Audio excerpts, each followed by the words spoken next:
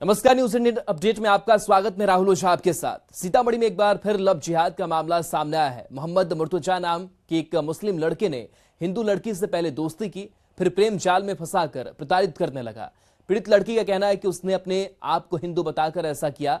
बाद में जब पीड़ित उससे अलग हो गई तो सोशल मीडिया पर उसके अश्लील फोटो डालकर वायरल कर दिया।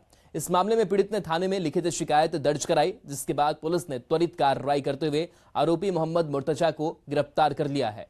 पुलिस ने उसका फोन भी जब्त किया है। मोहम्मद मुर्तजा सीतामढ़ी के परसौनी थाना के कोरा गांव का रहने वाला है। फिलहाल पुलिस आगे की कार्रवाई में जुटी हुई है।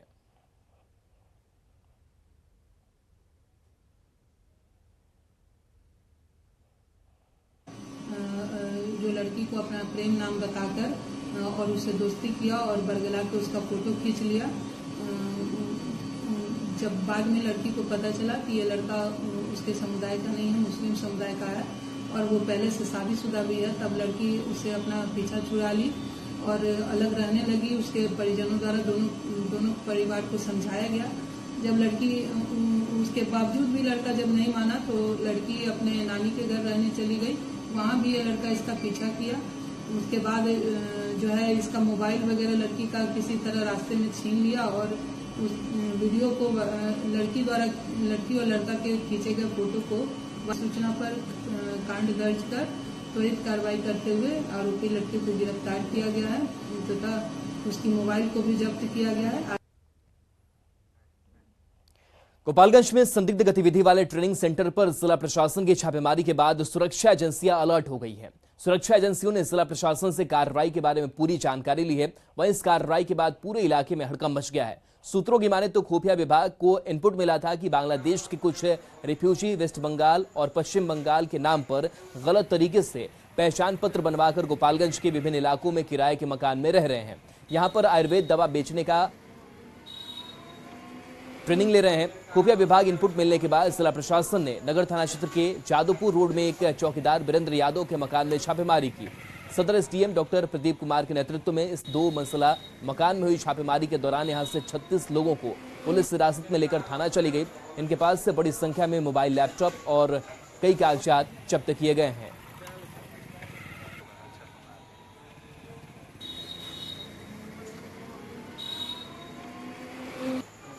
तो हम लोग बोले कि आयुर्वेदिक दवाई है हमारा, दवाई कैसे सेल करना है, दवाई कौन सा दवाई कौन से काम में लगता है, हर चीज़ हम लोग जानकारी मिलता है। तो वही जानकारी के हिसाब से हम लोग खुद भी दवाई इस्तेमाल करते हैं, खुद के लिए भी। कहाँ की दवा कंपनी है?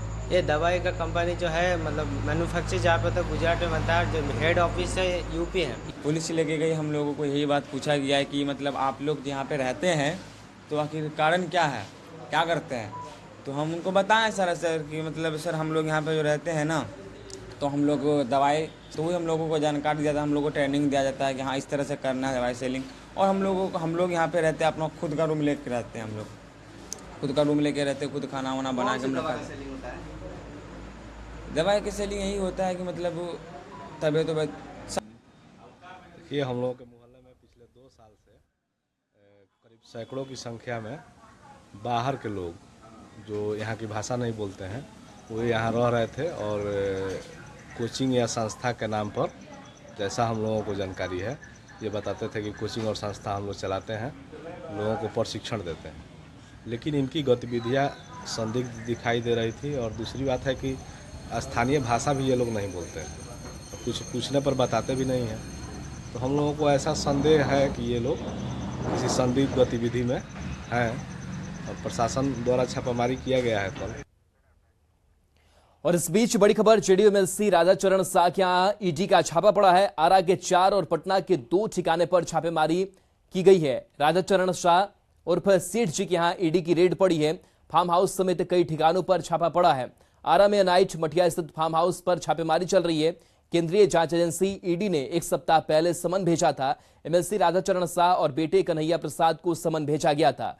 बता दें कि टैक्स चोरी के आरोप में पहले भी छापेमारी हुई थी।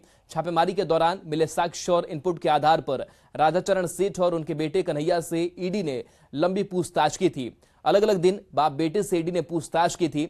पूछताछ के दौरान राधाचरण सेठ और कन्हैया के जवाब से ईडी संतुष्ट नहीं हुई थी। बता दें कि इसके पहले भी टैक्स चोरी के मामले में इनकम टैक्स ने एमएलसी राधाचरण शाह के यहां छापेमारी की थी। राधाचरण शाह जो पहले आरा स्टेशन के पास जलेबी बेचते थे, उनके पास कुछ ही सालों में धन कहां से आया कि दिल्ली, हिमाचल प्रदेश समेत कई जगह पर उनके होटल और बड़े बड़े फार्म हाउस बन गए। इसी जानकारी के बारे में ईडी भी अब पता लगाने की कोशिश कर रही है कि आय से अधिक संपत्ति इन्होंने कहां से अर्जित की है।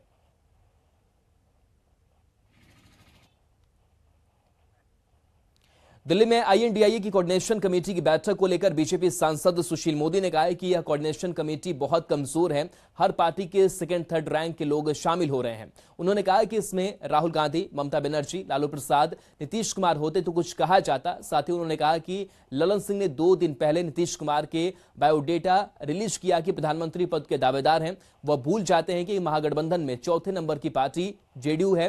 लालू प्रसाद कभी नहीं चाहेंगे नीतीश कुमार प्रधानमंत्री बने। बात करते हैं बीजेपी के राज्यसभा सांसद और पूर्व डिप्टी सीएम सुशील मोदी से। सुशील जी, इंडिया गठबंधन के कोऑर्डिनेशन कमेटी की बैठक आज हो रही है दिल्ली में।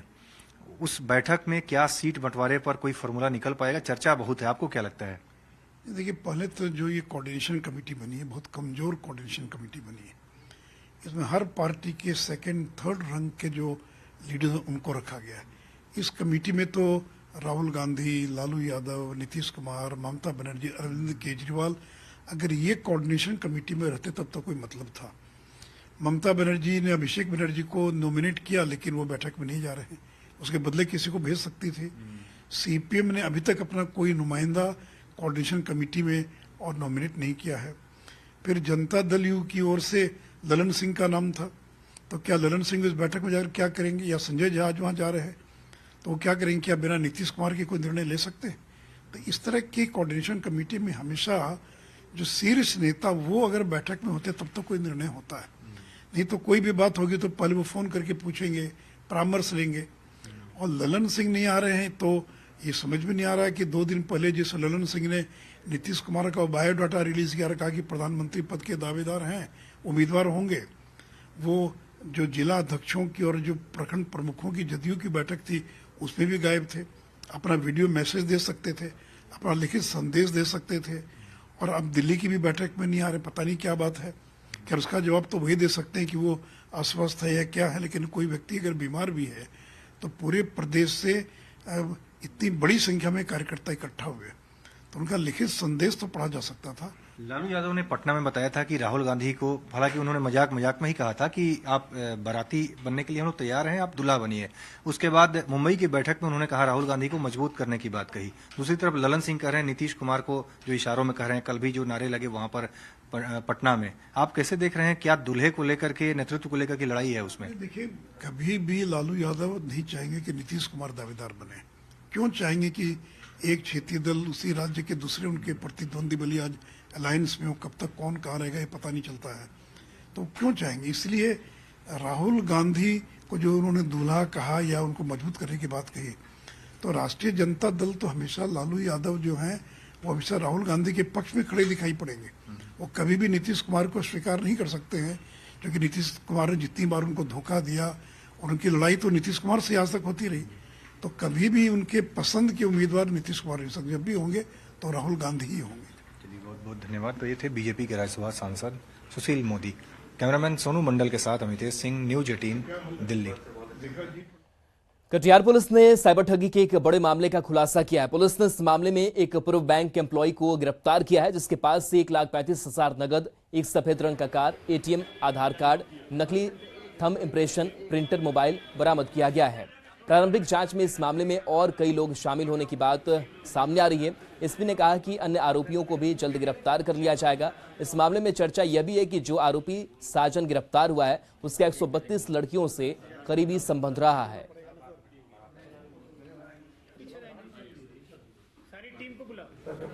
ये हम लोग जितना अकाउंट है इसका, जैसा मैंने आपको बताया, काफ़ी शातिर है ये। इसका जितना अकाउंट है, जो एटीएम कार्ड है, ये इसका सारा चीज़ जो है हम लोग खंगाल रहे हैं। और इसमें एक और जो है गिरोह है, उस पर भी हम लोग वर्क कर रहे हैं। बड़े राशि की संभावना है? यस, दिख ही रहा है जो तरीका है इसका काम करने का, आप देख रहे हैं। किसी की शिकायत पर ये ठगी कैसे करते थे उसमें जो है ना कि पहले KYC मतलब कि जो है ना प्रखंड सब में जो है कि इधर उधर KYC फॉर्म मतलब फेंका जाता है, उस सबको उठा के एकत्रित कराया जाता है लड़का सबके द्वारा, और उसके द्वारा उसको स्कैन वगैरह करके लैपटॉप में स्कैन करके उसको फिर प्रिंट किया जाता था, फिर उसको बनाया जाता था। तो उसके बाद सॉफ्टवेयर खरीद के तब उसमें ये करना। बैंक में आप नौकरी करते थे? नहीं सर, हम बैंक में कुछ ही दिन रहे थे, कितना दिन रहे? लगभग वही 2 से 3 मंथ ही रहे। कौन बैंक में? SBI